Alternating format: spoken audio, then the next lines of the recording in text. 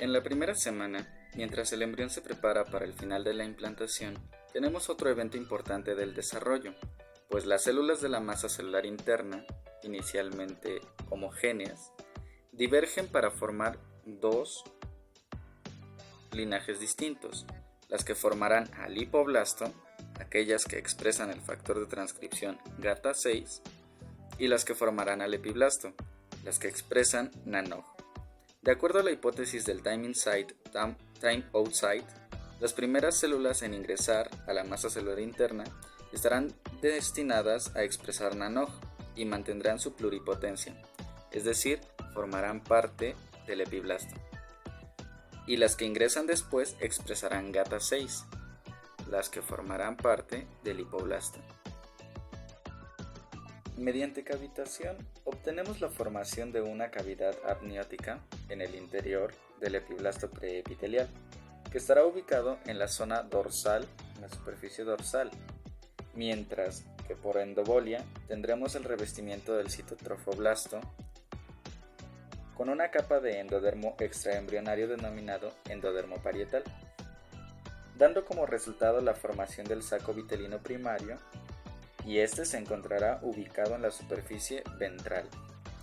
Al poco tiempo, este saco vitelino primario sufre una constricción, formando saco vitelino secundario y dejando un resto del anterior.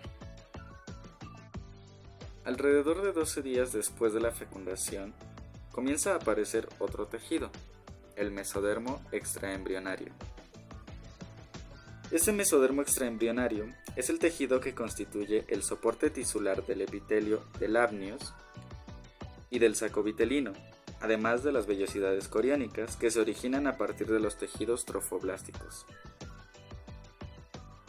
Este mesodermo también actúa como sustrato a través del cual los vasos sanguíneos aportan oxígeno y nutrientes a los distintos epitelios. Al finalizar la segunda semana, el embrión está conformado por dos capas celulares planas, el epiblasto y el hipoblasto.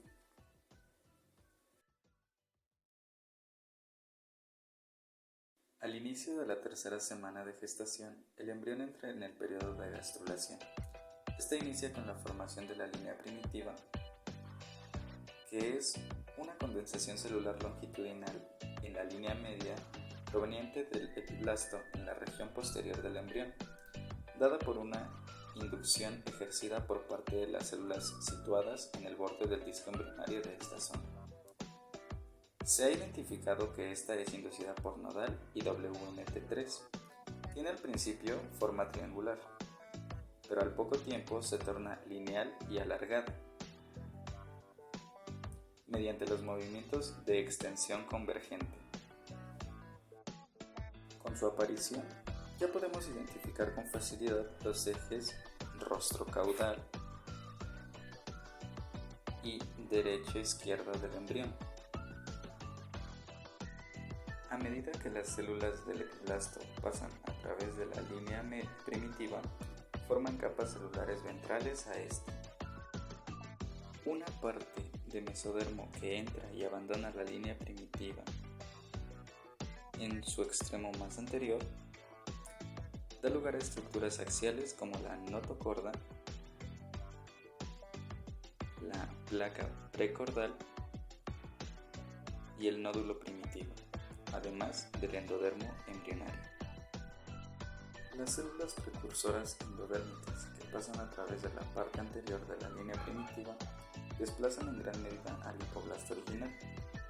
Las células que forman la capa endodérmica sufren cambios morfológicos importantes, primero de células epiteliales del epiblasto a células en botella tras su paso por la línea primitiva, luego a células mesenquimatosas. Posteriormente vuelven a la configuración epitelial del endodermo. El movimiento de las células a través de la línea primitiva da como resultado la formación del surco primitivo.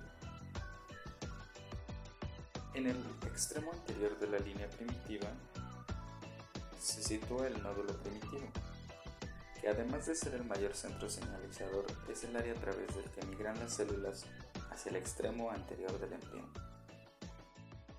Las células anteriormente mencionadas son el mesendodermo. Pronto se separarán en una estructura en forma de barra constituyendo la notocorda, que inducirá muchas estructuras axiales como el sistema nervioso y los somitos. Anterior a la notocorda encontramos la placa precordal, que en conjunto con el endodermo visceral anterior o hipoblasto coordinará la formación de la cabeza. Las características específicas craniocaudales derivadas del recién formado mesodermo paraxial son especificadas por patrones de genes Hox en el epiblasto y en las propias células mesodérmicas. La mayor parte de células mesodérmicas compone el pedículo de fijación que después ha de derivar en el cordón umbilical. Finalmente, el mesodermo embrionario se extiende como una fina capa de células mesenquimatosas entre el epiblasto y el hipoblasto. En el momento en que el mesodermo ha formado una capa bien definida, la capa germinal superior, que es el resto del epiblasto inicial, se denomina ectodermo, mientras que la germinal inferior, que desplazó al hipoblasto original, se conoce como endodermo. A partir del día 18 después de la fecundación, la línea primitiva regresa caudalmente, tirando de la notocorda en su regresión.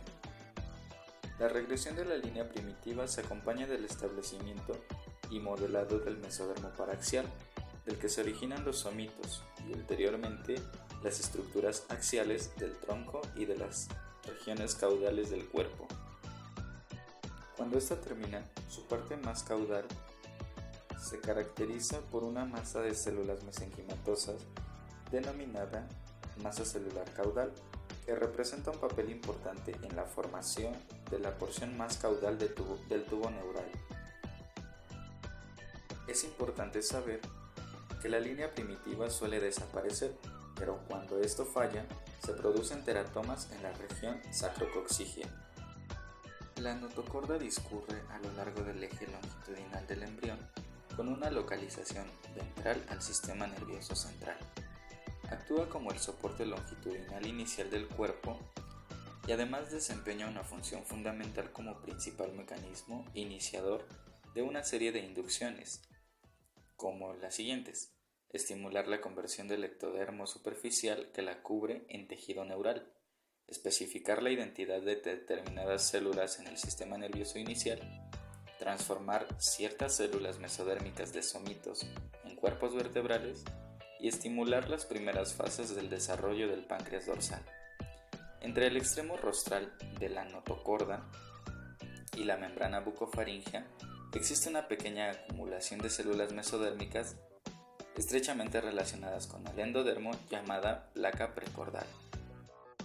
La primera respuesta morfológica del embrión frente a la inducción neural es la transformación del ectodermo dorsal, que queda por encima del proceso notocordal, en una placa alargada de células epiteliales engrosadas, denominada placa neural.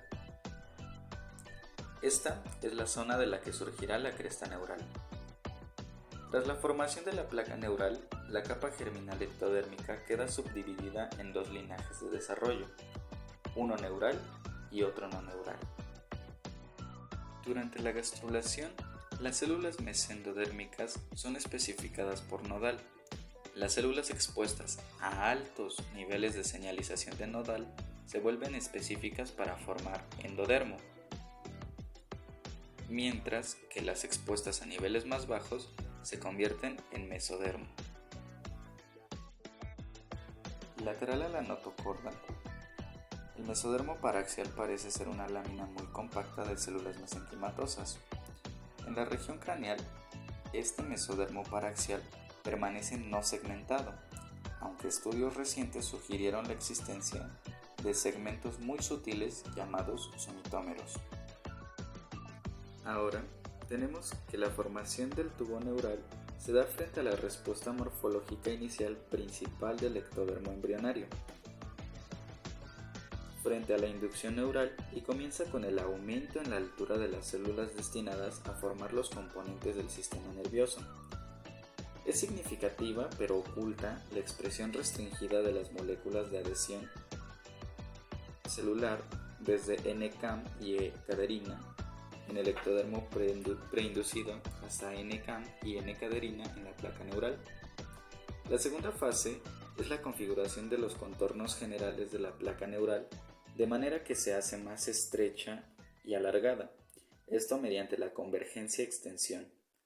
La tercera fase es el proceso de neurulación, que es el plegamiento lateral de la placa neural con elevación de los dos lados de la misma a lo largo de un surco neural en la línea media.